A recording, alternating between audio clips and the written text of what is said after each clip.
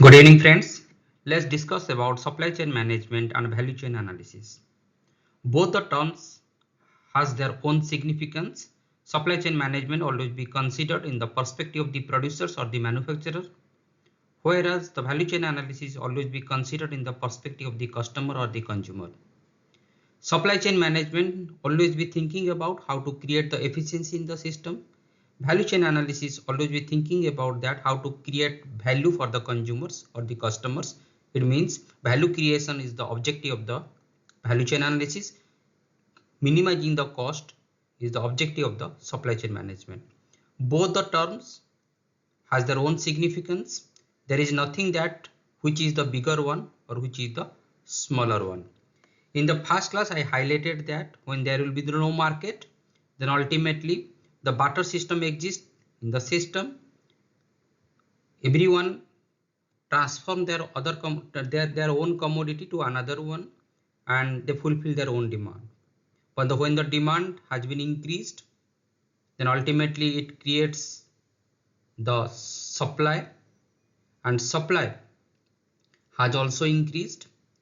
When supply and demand has been increased, then there exists the backward linkages and the forward linkages because everyone depends with each other. And when the widening of the market exists, then ultimately the manufacturer channelize the product from distributor, dealer, retailer to wholesaler, retailer and consumers. Things has been increased a lot.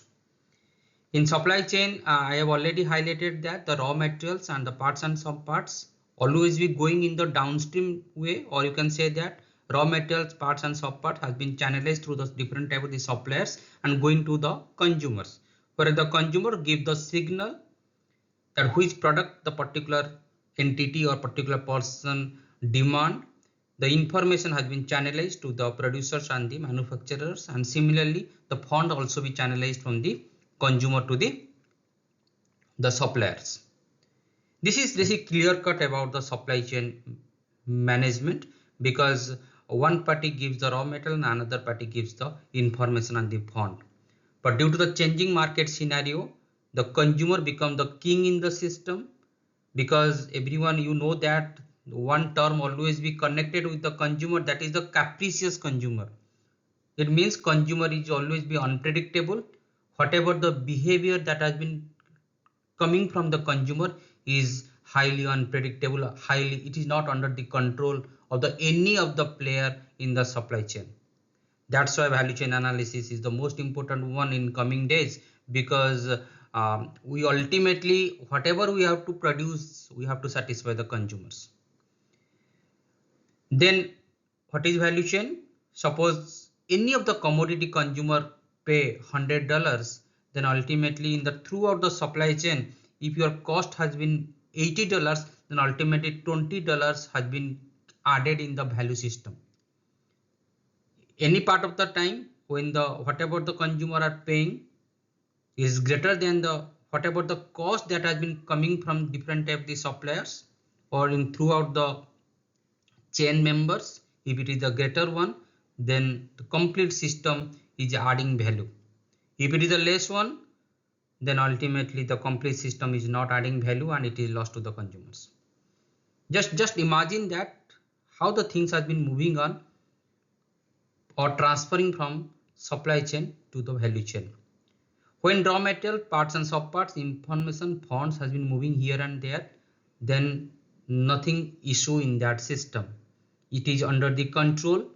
But when you are dealing with the supply chain or the value chain analysis, few things comes into picture. One is human resource management.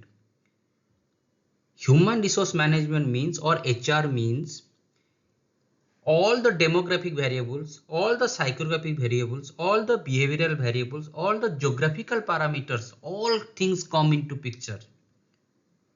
Just to bifurcate that, the gender, bifurcate in the form of the education, whether it is the skilled one, unskilled one, educated one, uneducated one, male one, female one, the person coming from the rural sector, a person coming from the tribal sectors, the behavior of the particular person, the consumption pattern, everything will come into picture in the if you think about the HR. If the particular person who has different knowledge, different skill, different aptitude, will acting on different type of the activities. Activities means it's the standardizations, grading, loading, unloading, doing the manual activities, doing the mechanical activities, doing the skilled activities. The permutation combination has been changed. Then you think that what is the procurement strategies? Because just putting that the raw material coming from the supplier to the consumer thing will not be solved. Whether I dealing with number of supplier or I will dealing with few supplier, that decide my strategy of the organizations. According to the strategy of the organization, the HR will play a role in different of the activities.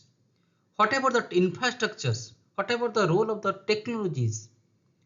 Whether there is a storage system is in the system or not, whether there is the transportation system is there or not, whether there is proper technologies just like the IT or infrastructures or robotics, or you can say that any type of the technology exists in the system or not.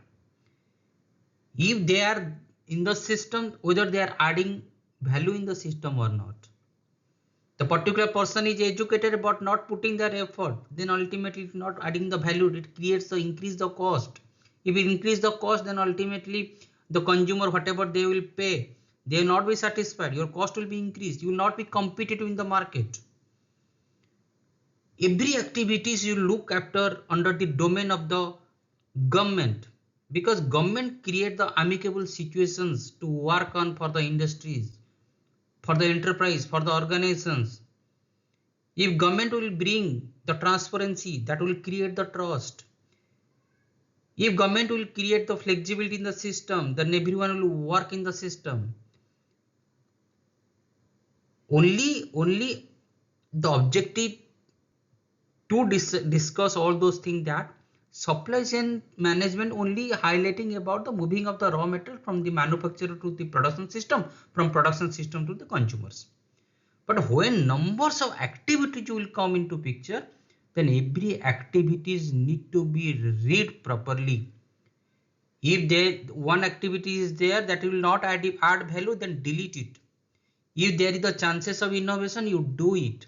If there is a chances of replacement of the activities with another one or substitute with another one, do it. If continuous innovation practices, your cost will be reduced, then ultimately it will add value to the consumers. Then your consumers will be stick to your system. In one nutshell, I just highlighting that supply chain management always trying to minimize the cost, because everything has been looking into the perspective of the producers, whereas the value chain analysis is always be looking into the perspective of the consumers. That's why value creation is the objective one. But one important thing, you have to look every bits in the system by which you can add value in the value for the consumers. Hopefully I try my best to elaborate the things in few videos. When you would look into this topic regularly, then things will be more transparent, more clear for all of you. Thank you all. Thank you watching my video.